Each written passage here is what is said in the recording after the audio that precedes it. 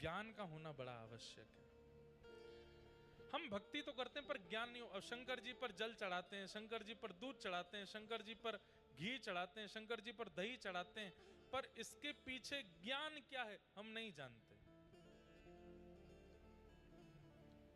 एक ऋषि थे, उन ऋषि ने ऐसी तपस्या की हिमालय पर बैठ करके कि इंद्र ने प्रकट होकर के कहा वरदान मांगो क्या चाहिए। ऋषि ने कहा कुछ नहीं चाहिए।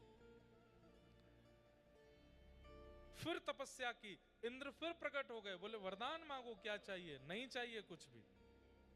फिर तपस्या की, ब्रह्मा जी गए, उन्होंने कहा वरदान मांगो, बोले नहीं चाहिए। तो देवताओं को थोड़ी घबराहट हुई, कहीं ऐसा तो नहीं हम बार बार वरदान देने के लिए जाते हैं ये मना कर देते हैं। ऐसी प्रवृत्ति कई बार राक्षसों की भी रहती है। हिरण्यकश्यप ने भी ऐसा ही किया था। वो तपस्या पर तपस्या करता गया, कुछ नहीं लेता गया, बार बार उसको वरदान देने का भाव रहा, लेकिन उसने कुछ स्वीकार नहीं किया। एक दिन तप के प्रभाव से अपने आप को इतना बलशाली बना लिया कि तीनों लोगों को अपने वश में कर लिया। तो इंद्र घबरा गए। इंद्र बोले मैं देने जाता हूं, ये लेने से मना कर देते हैं, कहीं ऐसा तो नहीं है ये इतना बलशाली होना चाहता है कि एक दिन ये स्वर्ग लोक आदि सबको अपने वश में कर ले। इनकी तपस्या तोड़वानी पड़ेगी। तब उन्होंने महादेव से जाके कहा, महादेव एक ऋषि हैं, हिमालय पर्वत पर रह के तपस्या करते हैं, आप कैसे भी करके इनका स्थान जो है उसको जला दो। शंकर जी बोले हमसे क्यों करवा रहे हो ये काम। बोले कामदेव परास्त हो गया, बाकी के देवता भी परास्त हो गए, इनकी तपस्या कोई नहीं छुड़वा पाया, बस आप ही हो जो छुड़वा सकते हो। शंकर जी बोले तपस्या छुड़वानी क्यों है, करने दो। नहीं नहीं भगवान, ये इतना बलशाली हो जाएगा, एक दिन देवलोक को अपने वश में कर लेगा, हम सब इसके बल के सामने सूक्ष्म हो जाएंगे, इसकी तपस्या तोड़वानी है। तो देवताओं के बहुत आग्रह पर भोलेनाथ हैं गए, और वो ऋषि तो गए थे वन में, उनका जो आश्रम था शंकर जी ने उसको अंतर ध्यान कर दिया। जब ऋषि लौट करके आए तो अपना आश्रम जब नहीं देखा तो क्रोध में भर करके श्राप दे दिया, जिसने भी मेरा ये आश्रम जलाया है बिना किसी कारण के, मैंने किसी का बुरा तो नहीं किया, मेरे आश्रम की ये दुर्गति जिसने भी की है मैं श्राप देता हूं, उसके संपूर्ण अंग में अग्नि की तरह ज्वाला प्रकट होगी, जलन होने लगेगी। महादेव का अंग ज्वलनशील होने लगा, पसीना पसीना हो गए, लाल पड़ गया पूरा अंग। खूब गंगा जल डाला, खूब जल डाले, लेकिन किसी भी प्रकार से वो अग्नि शांत नहीं हुई। अग्नि नहीं लगी है, लेकिन अंग में ज्वलनशीलता वैसी ही हो रही है जैसे आग लगने वाले को होती है। तब नारायण के पास जब ये बात पहुंची, तब भगवान ने अपनी परम प्रिया कामधेनु माता को भेजा और कहा आप अपने थनों से जाकर के दुग्धाभिषेक करो। जैसे ही कामधेनु मैया ने अपने थनों से दुग्धाभिषेक किया, जहां जहां दुग्ध की बूंदें पड़ी वहां वहां वो अग्नि शांत होती चली गई और महादेव अति प्रसन्न हुए। महादेव ने कहा किसने भेजा कामधेनु तुम्हें? तब उन्होंने बताया आपके आराध्य, आप जिनसे अति प्रेम करते हैं, नारायण ने मुझे भेजा। तब से महादेव ने ये नियम बना दिया, मेरे आराध्य ने मुझ पर दुग्ध चढ़ा करके मुझे प्रसन्न किया, आज के बाद जो भी मुझ पर दुग्ध अभिषेक करेगा, जो भी दुग्ध से बनी सामग्री का अभिषेक करेगा, मैं उस पर इतना प्रसन्न हो जाऊंगा कि उसने मेरे प्रिय नारायण की आज्ञा मानी है, वो जो चाहेगा वो वरदान उसको मैं दिया करूंगा। तब से महादेव पर नित्य दुग्धाभिषेक, घृताभिषेक, दही का अभिषेक आदि आदि किया जाता है। भक्ति के साथ ज्ञान नहीं होगा तो भक्ति प्रसन्न नहीं रहेगी, क्योंकि ज्ञान उनका बेटा है। इसलिए आप जो कुछ भी करते हैं, हनुमान चालीसा का पाठ करते हैं, पहले हनुमान चालीसा का ज्ञान ले लीजिए क्या है। आप विष्णु सहस्त्रनाम का पाठ करते हैं, पहले उसका ज्ञान ले लीजिए। आप दुर्गा सप्तशती का पाठ करते हैं, पहले उसका भावार्थ समझ लीजिए, तभी उसका पाठ करना सहायक होगा। लेकिन हम लोग बिना जाने, बिना ज्ञान के भक्ति करते हैं, इसलिए भक्ति प्रसन्न नहीं रहती। ज्ञान का होना जरूरी है। और भक्ति के दूसरे पुत्र का नाम है वैराग्य। वैराग्य का मतलब क्या है? वैराग्य का मतलब घर छोड़ना नहीं। राग रहित व्यक्ति को वैराग्य कहते हैं। सब लोग ध्यान से सुनिए, इधर देखो। जो राग रहित है उसी को वैराग्य कहते हैं। राग रहित मतलब आपने मुझे माला पहनाई और आपके प्रति मेरा इतना वो हो गया, अब आप चाहे कुछ गलत भी करते हो तो भी मैं आपकी प्रशंसा करता हूं, नहीं नहीं ये तो बहुत अच्छे हैं, ये तो बहुत ऐसे हैं, ये राग है।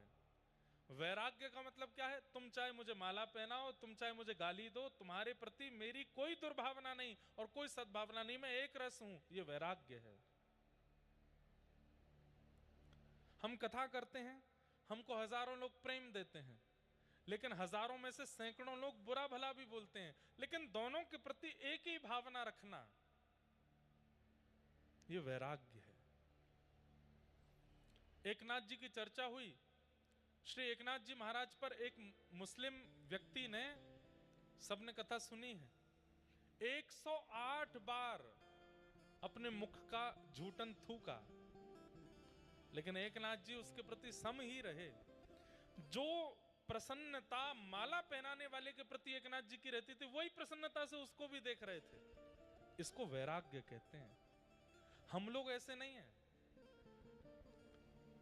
कोई हमारे प्रति अनुकूल है तो हम अनुकूल व्यवहार करते हैं, और कोई हमारे प्रति प्रतिकूल है तो हम उसके प्रति प्रतिकूल ही रहते हैं। वैरागी व्यक्ति कैसा होता है? अनुकूल प्रतिकूल दोनों के प्रति सम रहे। श्री दत्तात्रेय भगवान के 24 गुरु हैं। श्री दत्त प्रभु ने वैराग्य भाव की स्थापना की, इसलिए उनको दिगंबर कहते। इसलिए आप कभी भी दत्त प्रभु के अनुयायियों से मिलोगे, जैसे हम जय श्री कृष्णा कहते हैं, जय सिया राम बोलते हैं, वो बोलते हैं दिगंबरा। दिगंबरा मतलब आकाश ही जिसके वस्त्र हैं वो दिगंबर। जो कुछ नहीं पहनता, आकाश को ही पहन करके रहे, वो दिगंबर है। आकाश को पहन के रहे, वस्त्र ना पहने, इसका मतलब क्या है? जो किसी के उढ़ावे में ढके ना, सदा मुक्त है, उसको दिगंबर कहते हैं। हम सब मुक्त नहीं, हम सब बंधन में हैं। किसी के ऊपर व्यसनों का बंधन है, कोई व्यसन के बंधन में बंधा हुआ है। किसी के ऊपर संबंधों का बंधन है, किसी के ऊपर धन का बंधन है, किसी के ऊपर यश कीर्ति मान प्रतिष्ठा का बंधन है। हम सब बंधनों में बंधे हैं, मुक्त नहीं है हम लोग। भक्ति क्या करती है? धीरे धीरे धीरे धीरे मुक्त कर देती है। धन नहीं है तो भी कोई दिक्कत नहीं, यश नहीं है तो भी कोई दिक्कत नहीं, अपमान है तो भी कोई दिक्कत नहीं, संबंधी है तो भी कोई दिक्कत नहीं, संबंधी छोड़ के चला गया तो भी कोई दिक्कत नहीं, सब में सम। इसी को वैराग्य कहते हैं।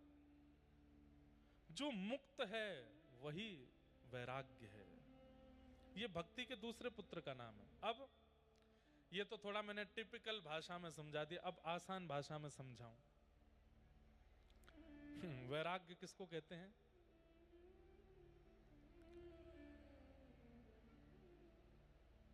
घर छोड़ना वैराग्य नहीं, घर में रहते हुए किसी के प्रति आसक्त ना रहना, यह वैराग्य है।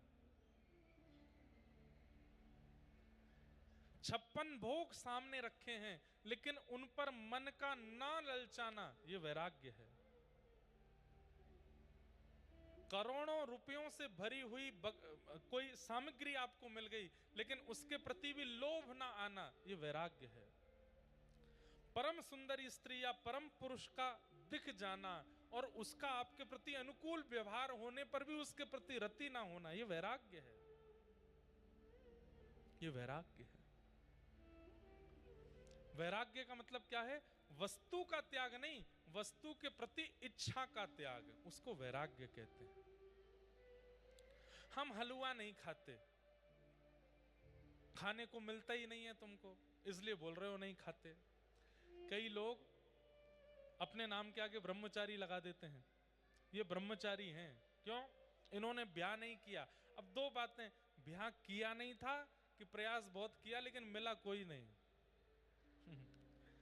कोशिश तो बहुत करी, रिज्यूम बहुत जगह भिजवाए थे, वो नहीं, रिज्यूम नहीं, क्या बोलते हैं उसको, बायोडाटा, बहुत जगह भिजवाया था।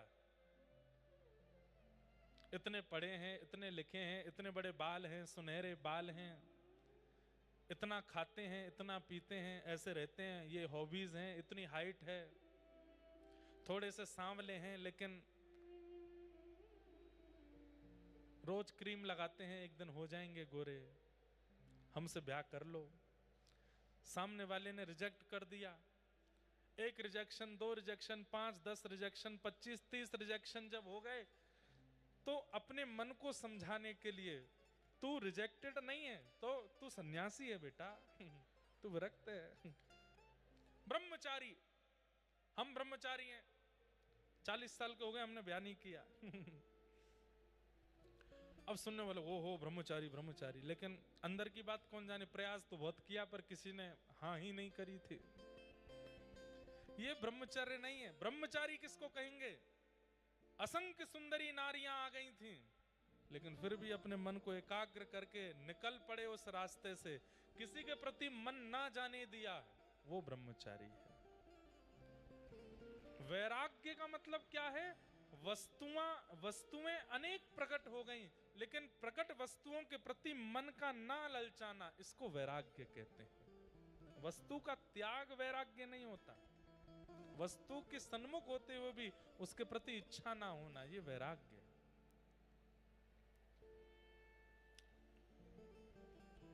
ये दो पुत्र हैं भक्ति के, ज्ञान और वैराग्य।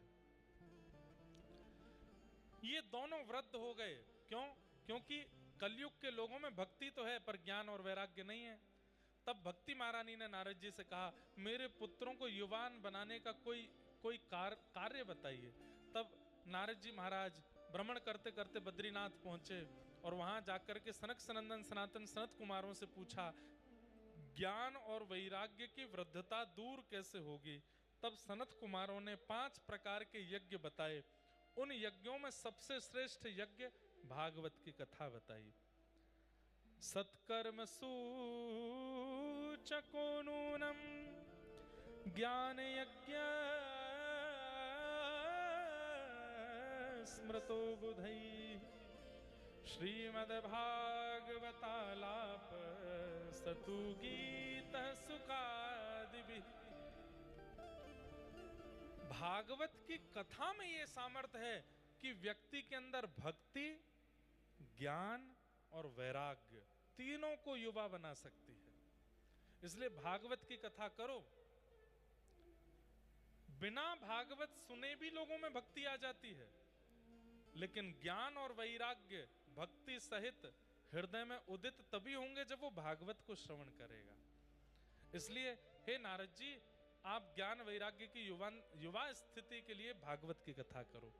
तब गंगा जी के तट आनंद वन में सनत कुमार प्रकट हुए और वहां भागवत की कथा हुई। भक्ति महारानी अपने पुत्रों के साथ आई। कथा में प्रविष्ट होते ही ज्ञान वैराग्य युवा हो गए। इसका मतलब क्या है? अगले 7 दिनों में कथा सुनते सुनते अनुभूति होगी कि ज्ञान भी युवा हो जाएगा, वैराग्य भी युवा हो जाएगा। 7 दिन बाद जब कथा विश्राम होगी, उसके बाद वो धीरे धीरे फिर वृद्ध होने लगेंगे। आपको चाहिए कि जो चित्त में ज्ञान वैराग्य युवा हुए हैं वो वृद्ध ना हो, वो युवा ही रहें। एक दिन क्या होगा कि वही युवा ज्ञान वैराग्य भक्ति ठाकुर जी का अनुभव करा देंगे। ठाकुर जी के अनुभव में एक दोष यह भी है कि भक्ति तो चित्त में परिपूर्ण है पर ज्ञान वैराग्य नहीं है। और एक बात कहूं, बहुत ध्यान से इधर देखिए सब लोग। कई बार ज्ञान आने पर अभिमान आता है, कई बार वैराग्य होने पर भी अभिमान आता है। वैराग्य होने पर कैसा अभिमान? अरे मैंने तो ये छोड़ दिया, चुटकियों में छोड़ दिया, मुझे देर नहीं लगी, मैं पहले ये खाता था, पर मेरे को एक बार मेरी पत्नी ने बोला या मेरे गुरुदेव ने बोला या मेरे बेटे ने बोला ये छोड़ दो, एक रात में ही छोड़ दिया, कुछ नहीं हुआ, मुझे कोई असर नहीं हुआ, फिर दोबारा कभी क्रेविंग भी नहीं हुई उस चीज की, अभिमान आ गया।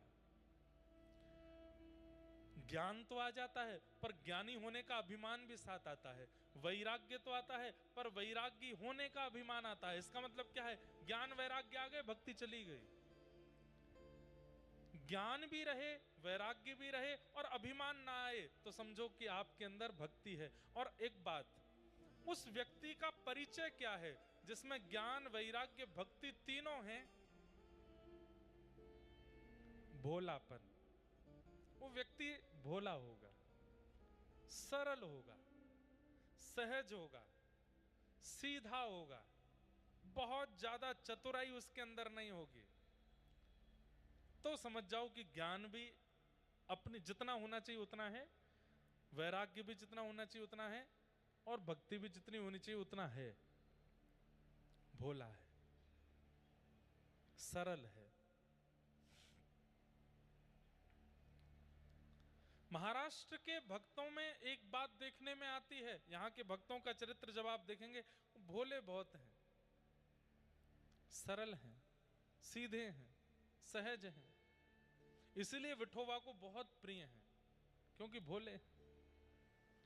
तो ज्ञान, वैराग्य और भक्ति अगर तीनों किसी के अंदर विद्यमान हैं तो उसके अंदर सौम्यता, सरलता, भोलापन, सहजता ये स्वाभाविक रूप से आने लगेगी। अब माता पिता की सेवा कर रहा है पुंडलीक, और द्वार पर आकर के पंडरीनाथ भगवान खड़े हो गए हैं, साक्षात त्रिलोकीनाथ भगवान आकर के खड़े हो गए और कह रहे हैं आ जाओ पुंडलीक, मैं तुम्हें दर्शन देने आया हूं। और पुंडलीक क्या कह रहा है, नहीं मैं अभी अपने माता पिता की सेवा कर रहा हूं। लक्ष्मी जी बोली पुंडलीक द्वार पर ठाकुर जी खड़े हैं, कोई आसन तो दे दो। आसन के रूप में ईंट खिसका देता। कितना सीधा है पुंडलीक, कितना भोला है। यही मैं और आप होते, हम कुछ कर रहे होते, ठाकुर जी द्वार पे आ जाते, तो हमारे पास योजनाएं बहुत हैं करने को, हम करते। और सबसे बड़ी बात, अगर हम माता पिता की सेवा कर रहे होते, ठाकुर जी आ जाएं, तो हम सबसे पहले छोड़ के भागते, ठाकुर जी आ गए चलो।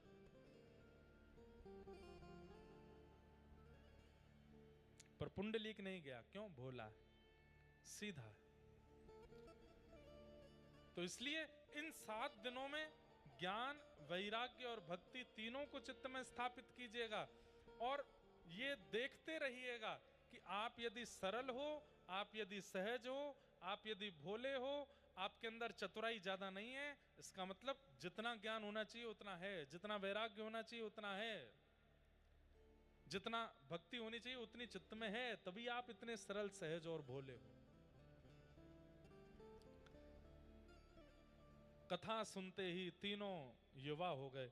भक्ति सुतौ तौ तरणौ गृहीत्वा प्रेमैक रूपा सहसा विरासी। श्री कृष्ण गोविंद हरे मुरारे नाथेति नामानि मुह वदन्ति। भक्ति महारानी ज्ञान वैराग्य के साथ युवा हो गए और भागवत की कृपा से ज्ञान वैराग्य भक्ति सबके चित्त में स्थापित हुई। तो भागवत जी का पहला महात्म क्या है कि भक्ति, ज्ञान, वैराग्य तीनों युवा होते हैं कथा सुनने से। अब भागवत जी के दूसरे महात्म में चलते हैं। बस हम 10-15 मिनट में और कथा कहेंगे। कल से तो कथा का समय नियमित रहेगा 4, 4:15 से 7। आप सब लोग 3 बजे ही आ जाना। हाँ, गर्मी तो बहुत है बाहर, गर्म हमारे यहाँ से ज्यादा गर्म है यहाँ पर, लेकिन आप गर्मी सह के आ जाना, ठंडक हम दे देंगे, शीतलता हम दे देंगे खूब। ये हमारा काम है, कथा सुना करके, प्रेम भक्ति सुना करके। अभी तो पहला दिन है, अभी तो धीरे धीरे खूब रस बढ़ेगा। पहले दिन तो पहचान ही होती है, आप मुझे पहचानो, मैं आपको पहचानूं, धीरे धीरे पहचान बढ़ेगी और प्रेम रस प्रकट होगा चित्त से। दूसरी बात बहुत ध्यान से सुनिएगा, नारद जी महाराज ने प्रश्न किया, के विशुद्ध्यन्ति वदन्तु मह्यम सप्ताह यज्ञेन कथामयेन। कथा सुनने से कौन कौन से पाप दूर होते हैं, कृपा करके हमें बताओ। मतलब कौन कौन से पाप करने वाले लोग अगर कथा सुनने आ जाएं तो वो पाप मुक्त हो जाते हैं।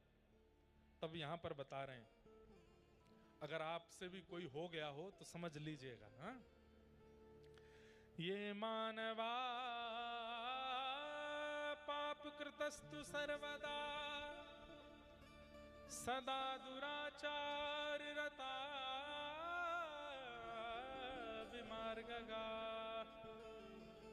क्रोधाग्निदग्धा कुटिलश्च कामिनः सप्ताह यज्ञेन कलौ पुनन्ति ते। सबसे पहली बात, जिसने अपने जीवन में सारे पाप किए हैं, ये मानवा पाप कृतस्तु सर्वदा, कोई पाप ना छोड़ा हो, अगर वो भी कथा में आकर के बैठ जाए और पहले दिन ही संकल्प ले ले कि हे भागवत जी, मैंने बहुत पाप किए हैं लेकिन मैं अब पवित्र होना चाहता हूं, मैं संकल्प लेता हूं जीवन में दोबारा कभी पाप नहीं करूंगा, बस आप मुझे पवित्र कर दीजिए। आप ये संकल्प ले लीजिए कि मैं दोबारा पाप नहीं करूंगा, और ऐसा संकल्प लेके 7 दिन की कथा सुनो, आज तक जितने पाप बने सब नष्ट हो जाएंगे। एक कथा सुनाऊं। एक ब्राह्मण थे, उनके यहां एक सेवक काम करता था। सब लोग इधर देखो। उस सेवक की मृत्यु हो गई। मृत्यु होने के बाद वो सेवक यमलोक गया, यमदूत बन गया। एक बार वो ब्राह्मण बैठे थे तो 2-4 महीने बाद वो सेवक दिखाई दिया तो ब्राह्मण घबरा गए। उससे बोले, ए तुम तो मेरे यहाँ काम करते थे, वही लड़के हो? बोले हाँ। तुम्हारी तो 4 महीने पहले मृत्यु हो गई, तुम अभी कैसे आ गए? बोले मैं जीवित नहीं हूं, मैं मरने के बाद यमराज जी के लोक में गया और यमराज जी ने मुझको अपना दूत बना लिया है, अब मैं यमदूत बन गया हूं। तो पंडित जी बोले, तुम यमदूत बन गए हो? बोले हाँ। बोले यमदूत कैसे बनते हैं? बोले जब व्यक्ति एक बार पाप करने के बाद मृत्यु के बाद नरक जाता है, फिर पुनर्जन्म लेता है, फिर पाप करके फिर नरक जाता है, फिर जन्म लेता है, फिर पाप करके फिर नरक जाता है, ऐसे 100 बार जो नरक जाता है उसको यमराज जी फिर अवार्ड रूप में अपना दूत बना लेते हैं। बोले तू भाई बार बार आता है, हर जन्म के बाद तेरा यहां आना होता है। अच्छा एक बात सुनिएगा, नरक जाने वाले स्वर्ग जाने वालों का पुनर्जन्म होता है। नरक और स्वर्ग क्यों जाते हैं ये तो सबको पता होगा। मैंने जितने पाप किए उन पापों का दंड भोगने में नरक जाऊंगा, मैंने जितने पुण्य किए उन पुण्यों को भोगने के लिए मैं स्वर्ग जाऊंगा। एक बार मुंबई में कथा चल रही थी तो वहां एक बालक ने मुझसे प्रश्न किया, महाराज जी भगवान गीता में कहते हैं नैनम नैनम छिंदन्ति शस्त्राणि नैनम दहति पावक, आत्मा को कोई काट नहीं सकता, मार नहीं सकता, जला नहीं सकता, भिगो नहीं सकता, ये सब क्रिया शरीर के साथ होती है। शरीर तो जल करके यहीं भस्म हो जाता है, तो फिर नरक में वेदना कौन सहता है? आत्मा को तो वेदना होती नहीं। कितना अच्छा शब्द प्रश्न पूछा ना। तब उसका उत्तर क्या मिला कि व्यक्ति को मृत्यु के बाद में भोग शरीर मिलता है, एक दूसरा शरीर मिलता है जिसका नाम ही है भोग शरीर। उस भोग शरीर को कितना भी मारो पीड़ा होती है लेकिन मरता नहीं है। उस भोग शरीर को बीच से काट दो, दर्द पूरा होगा लेकिन मरोगे नहीं। और वही भोग शरीर जब स्वर्ग में जाता है, कितना भी खिला दो पेट नहीं भरता, कितना भी सुला दो नींद पूरी नहीं होती, कितना भी समय रह ले बूढ़ा नहीं होता, वो भोग शरीर है। तो नरक और स्वर्ग का सबको कॉन्सेप्ट पता है। मैंने जितने पाप इस जन्म में किए उतने पाप वहां गिनती हो रही है, उनको भोगने में जाऊंगा और वो पाप जैसे ही मैं भोग लूंगा फिर यमदूत हमको कहेंगे अब दोबारा जाओ पृथ्वी पे, अच्छे कर्म करना ताकि दोबारा यहाँ आना पड़े, लेकिन मैं आके फिर से बुरे बुरे कर्म कर देता हूँ, फिर से जाना पड़ता है। ऐसी 100 बार जिसके चक्कर लग जाते हैं, फिर यमराज जी कहते हैं भाई तुम बार बार आते हो, अब तुमको सब पता है, कौन सी गली है, कौन सा मोहल्ला है, कहाँ तेल की गर्म कढ़ाई है, कहाँ तलना है, कहाँ पर काटना है, तुमको सब पता है, नरक पूरा तुमने देख लिया है, इसको दूध बनाओ। वो दूध बन जाता है। ब्राह्मण देवता बोले बहुत बढ़िया भैया, तुम हमारे पास क्यों आए हो? बोले मैं तो इसलिए आया हूं कि अभी नगर का वो फलाना आदमी है, उसको लेने आया हूं मैं, उसको लेके जाऊंगा। तो बोले वो आदमी तो अभी मेरे पास बैठा था। बोले हाँ, अभी उसका 5 मिनट और बचे हैं, उसके पेट में दर्द होगा, प्राण निकलेंगे, लेके मैं जाऊंगा उसको। मैंने सोचा अपने ही गांव में जा रहा हूं तो आपसे मिलने आ जाऊं। पंडित जी बोले बड़ी कृपा, भैया एक काम करोगे? बोले क्या? हमको बिना मरे नरक का दर्शन करा सकते हो? व्यक्ति बोला बिना मरे तो संभव नहीं है। बोले एक बार देख लो, तुमने हमारे यहाँ नौकरी करी है, इसका हमको कुछ दे दो, ऐसे एक बार बिना मरे हमको नरक दिखा दो। बोले मैं यमराज जी से पूछूंगा, वैसे तो यो संभव नहीं है, लेकिन वो आज्ञा करेंगे तो हो सकता है। तो कुछ समय बाद यमराज जी उस दूत से बड़े प्रसन्न हो गए, भाई हम तुम्हारी सेवा से बड़े खुश हैं, तुम्हारा थोड़ा हम अपग्रेड कर रहे हैं, तुमको अपना सेक्रेटरी बना रहे हैं, आ जाओ, कुछ चाहिए तो बताओ। बोले हाँ एक चीज चाहिए। बोले क्या? मैं जब पिछले जन्म में जिन सेठ जी के यहाँ काम करता था, उनसे मेरा बड़ा प्रेम है, मैं कभी कभी मिलने जाता हूँ उनसे जब पृथ्वी पर जाता हूँ। उन्होंने मुझसे कहा है कि वो बिना मरे नरक देखना चाहते हैं, आपकी आज्ञा हो तो मैं उनको ले आऊं। यमराज जी बोले चलो तुमने मांगा है तो ठीक है, ले आओ उनको, एक बार नरक दर्शन कराओ, सो रहे हैं उठा लाओ। सोते हुए उन ब्राह्मण देवता को वो दूत उठा के ले गया। जैसे आंख खुली तो महाराज विशाल भयंकर नरक, नरक में एक नदी बहती है, उसका नाम है वैतरणी। शास्त्रों में वर्णन है कि उस वैतरणी नदी से इतनी बड़ी दुर्गंध आती है कि कोई व्यक्ति अगर उस दुर्गंध को एक बार सूंघ ले तो उसके प्राण वहीं निकल जाएंगे, लेकिन वहां प्राण नहीं निकलते, सूंघते ही रहना पड़ता है। उस वैतरणी नदी में जल नहीं है तो शरीर से निकलने वाला रक्त, शरीर से निकलने वाला मांस, शरीर से निकलने वाला सफेद मवाद, उसकी नदी है वो। वमन होने लगे, ऐसी स्थिति है नरक की। पंडित जी महाराज जैसी नरक पहुंचे, देखते ही उन्होंने दूत किया। बोले मुझे नहीं देखना, मैं बस प्रथम दर्शन में ही बस हो गया मेरा काम, मुझे ले चलो यहां से। बोले नहीं नहीं अब तो दिखाएंगे, चलो। बोले ये क्या है? तो सारे नरक का वर्णन किया। जब व्यक्ति किसी के साथ छल करता है तो उसके साथ ऐसा होता है, व्यक्ति किसी को धोखा देता है तो उसको ये पीड़ा मिलती है, व्यक्ति जब निर्दोष जानवरों को मार के खा जाता है तो उसके साथ ऐसा होता है, ऐसा सब दिखाया। पंडित जी महाराज नाक पे हाथ धरे पूरे नरक में घूमे, अंत में यमराज जी के पास गए। यमराज जी से जाकर के कहा हमने देख लिया, अब हम कभी नरक नहीं आना चाहते। बोले नरक तो आप आओगे, मृत्यु के बाद आपको 2 मिनट के लिए नरक आना पड़ेगा। बोले मैंने तो कोई पाप किया ही नहीं। बोले एक पाप किया है आपने। बोले क्या पाप किया? बोले तुम्हारे गांव में एक जूता बनाने वाला रहता है, तुमने उससे अपने पैर के जूते बनवाए, उसने तुमको 2 रुपया 20 पैसा कहा था कि इतना दे दो, इतने में बने हैं। तुमने उसको 2 रुपया दिया और कहा भाई तुम गांव के आदमी हो, हम ब्राह्मण हैं, 20 पैसा क्यों चाहिए तुमको, छोड़ दो, 20 पैसा ऐसे ही छोड़ दो। वो कहता रहा मैं गरीब ब्राह्मण, मैं गरीब हूं, मेरा घर नहीं चलेगा, 2 रुपया 20 पैसा है, 20 पैसा भी दे दीजिए। तो तुमने उसको मना कर दिया 20 पैसा नहीं देंगे। तो 20 पैसा ना देने का पाप भोगने के लिए तुमको नरक आना पड़ेगा। किसी की कमाई, किसी का अधिकार तुमने खाया है, तुमको भोगना पड़ेगा। तो बोले मैं एक बार आ गया हूं, आप अभी मुझको दंड दे दीजिए, उसका जो भी दंड होता हो। तो बोले किसी के अधिकार का पैसा खाने से दंड मिलता है, एक बिलांद, इतना होता है एक बिलांद, एक बिलांद चमड़ी उछाली जाएगी, उल्टे हो जाओ। वो ब्राह्मण उल्टे हो गए और यमदूतों ने एक बिलांद चमड़ी उनकी निकाल ली और बहुत वेदना हुई, रक्त निकला।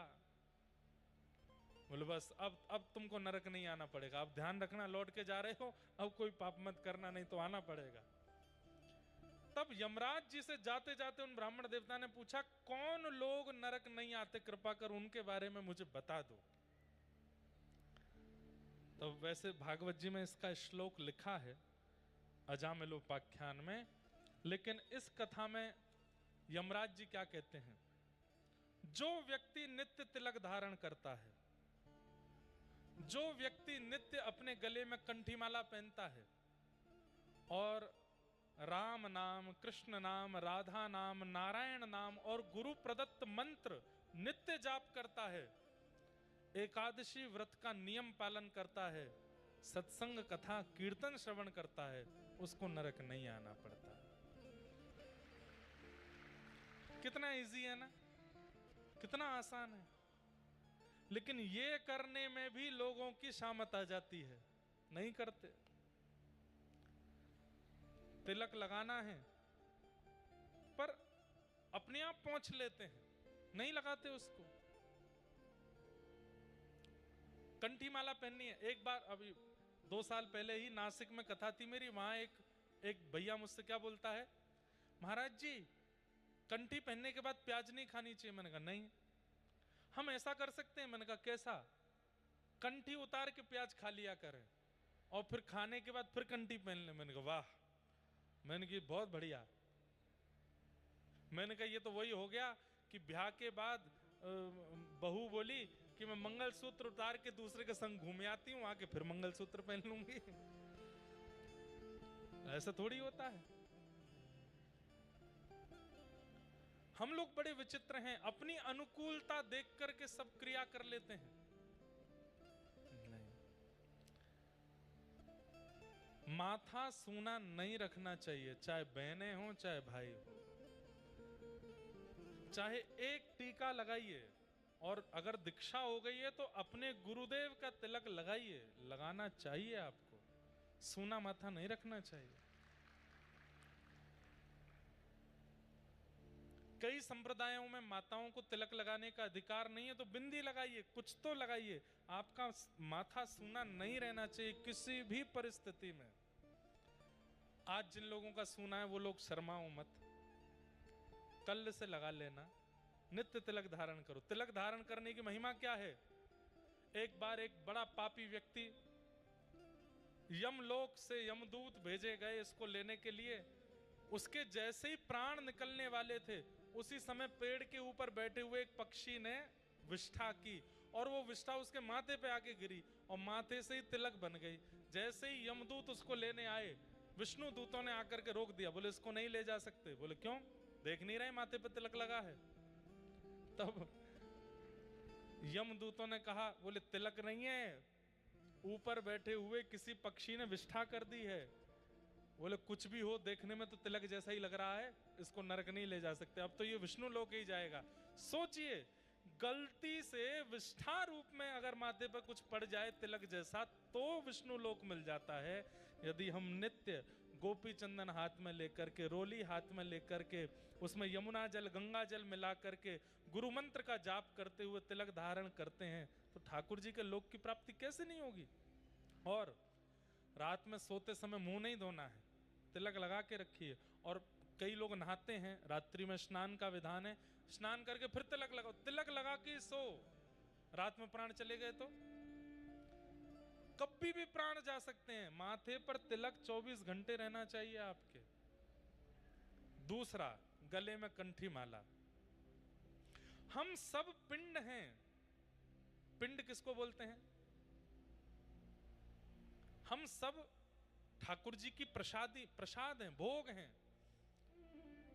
जैसे वड़ा पाव में अंदर वड़ा होता है ना, वड़ा, हम सब भी वड़ा हैं। लेकिन ठाकुर जी का एक नियम है कि जैसे वड़ा पाव वाले पाव के साथ वड़ा खाते हैं, ठाकुर जी तुलसी पधरा के वड़ा पाते हैं। हम सब वड़ा हैं। अगर तुलसी नहीं धारण करेंगे तो ठाकुर जी पाएंगे कैसे? नित्य तुलसी पहनो गले में। तिलक लगाओ, तुलसी धारण करो। और तीसरा, ये तो हो गया बाहर का रूप। अब तीसरा भीतर, भीतर क्या करना? बोले मन में ठाकुर जी को बसाओ, बुद्धि में ठाकुर जी को बसाओ और जिह्वा से निरंतर नाम गाते रहो। यमराज कहते हैं उसको कभी नरक आना नहीं पड़ेगा, उसको कभी नरक नहीं जाना। एक और बात, मान लीजिए उस व्यक्ति ने बहुत पाप किया जीवन में और अचानक से उसने कथा में सुन लिया कि तिलक लगाने से, कंठी पहनने से, नाम जपने से नरक नहीं जाना पड़ता, और वो ये करने लग जाए तो नाम के प्रभाव से, तिलक के प्रभाव से, तुलसी के प्रभाव से उसके पूर्व के पाप भी नष्ट हो जाएंगे। नष्ट कैसे होंगे?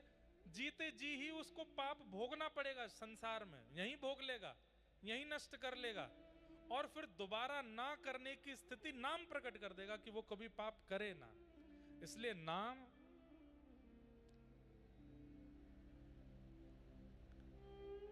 मुख पे हो राम नाम, साधु सेवा हाथ में, तू अकेला नहीं प्यारे, राम तेरे साथ में। मुख में राम नाम, राधा नाम, कृष्ण नाम, विठ्ठल नाम, राम कृष्ण हरि नाम, नारायण नाम होना चाहिए। ये जीव क्वारी ना रहे, इस जीव का ब्याह कराओ नाम के साथ। ये लूली बाई है। कौन है? कौन है? लूली बाई। लूला समझते हैं किसको कहते हैं? जहां हड्डी नहीं होती उसको लूला कहते हैं। ये लूली बाई है। लेकिन आपके शरीर की एक एक हड्डी तोड़वाने की सामर्थ्य इस लूली बाई में है। एक शब्द ऐसा बोल देगी, 32 दांत रोते हैं, घबराते हैं इस लूली बाई के मारे। क्यों? ये जब बोलती है तो दांत कहते हैं हम तुझे चबा देंगे, हम तुझे काट खाएंगे। बोले चबा के तो दिखाओ। मैं ऐसा शब्द बोलूंगी, सामने वाला एक मुष्टिक प्रहार करेगा, टूट जाओगे तुम। लूली बाई। ये लूली बाई तब तक हमारा अनहित करती है जब तक क्वारी रहती है। नाम भगवान के साथ इसका ब्याह कर दो, ये लूली बाई फिर आपका कल्याण कर देती है, आपको ठाकुर जी की प्राप्ति करा देती है। तो पाप, ये मानवा पाप कृतस्तु, कितने भी प्रकार के पाप आपने किए हों, कथा में बैठ करके संकल्पित हो जाओ कि मैं दोबारा नहीं करूंगा जीवन में, बस मुझे पवित्र करो। दोबारा करना मत, बस पवित्र आपको कथा कर देगी। अगर दोबारा किया, कथा 7 दिन के बाद आपने फिर वही गलती या फिर वही पाप किया, तो पुराना मल्टीप्लाई इनटू 1 करोड़ होकर के मिलेगा फिर। इसलिए दोबारा पाप करना नहीं। यहां बैठ के अगर कथा सुन ली है तो। आत्मदेव नाम के ब्राह्मण थे, उनके कोई संतान नहीं थी। संत कृपा से एक प्रसाद मिला, अपनी पत्नी को दिया, पत्नी ने नहीं खाया, गैया को खिला दिया। गैया के गर्भ से एक बालक ने जन्म लिया जिनका नाम गोकर्ण हुआ, और पत्नी अपनी सहेली के बालक को ले आई, उसका नाम धुंधुकारी रखा। दोनों बालक बड़े हुए, गोकर्ण पंडित ज्ञानी बने, धुंधुकारी महान दुष्ट हुआ। बालक की दुष्टता से माता पिता ने घर त्याग दिया, मां ने प्राण त्याग दिए। पिताजी को वन में गोकर्ण जी ने ज्ञान उपदेश दिया। तत्पश्चात वो धुंधुकारी की मृत्यु हुई और वो प्रेत बन गया।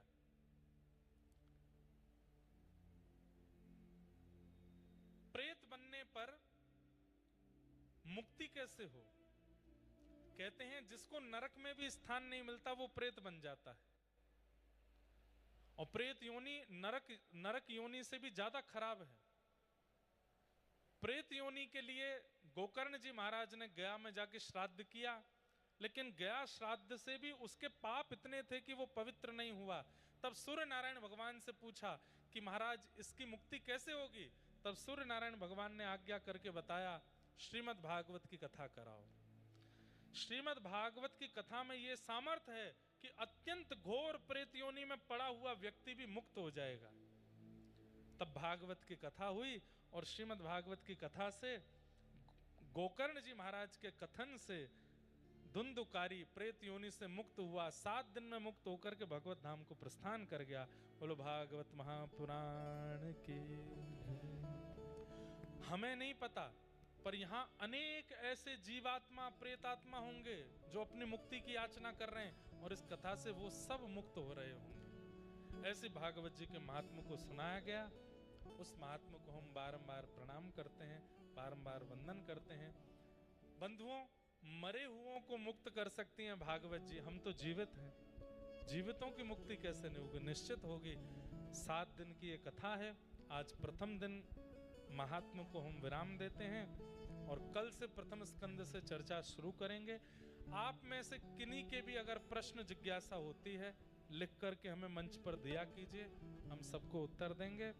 प्रेम और भाव से प्रथम दिन की कथा को विश्राम देते हैं। 2 मिनट हरि नाम संकीर्तन करें, उसके बाद आरती करते हुए कथा को विश्राम देंगे।